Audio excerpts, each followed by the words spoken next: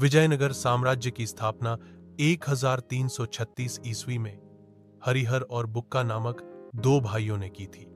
इस साम्राज्य का मुख्य उद्देश्य दक्षिण भारत को मुस्लिम आक्रमणकारियों से बचाना था। विजयनगर साम्राज्य का एक और महत्वपूर्ण उद्देश्य हिंदू धर्म और संस्कृति की रक्षा करना था। इस साम्राज्य ने दक्षिण भारत में हिंदू धर्म और संस्कृति को सुरक्षित रखने में महत्वपूर्ण भूमिका निभाई।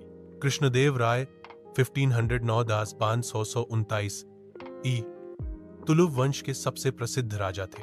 उनके शासनकाल को विजयनगर साम्राज्य की समृद्धि का स्वर्ण युग माना जाता है।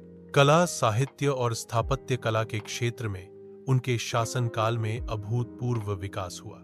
कृष्णदेव राय का शासनकाल विजयनगर साम्राज्य के इतिहास में एक महत्वपूर्ण मील का पत्थर है। विजयनगर साम्राज्य की प्रशासनिक व्यवस्था सुव्यवस्थित थी। कृषि, व्यापार तथा हस्तशिल्प को प्रोत्साहन मिला। साम्राज्य मसालों, कपड़ों और रत्नों का निर्यात करता था। इन वस्तुओं के निर्यात से विजयनगर साम्राज्य में आर्थिक समृद्धि आई। विजयनगर साम्राज्य ने व्यापार के माध्यम से आर्थिक रूप से विकास किया।